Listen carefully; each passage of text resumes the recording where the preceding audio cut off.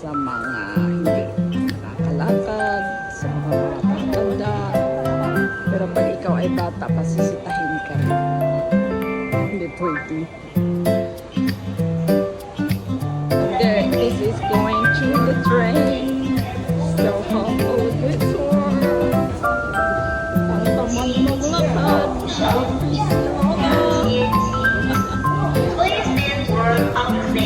So there is an elevator. So look higher. Very good.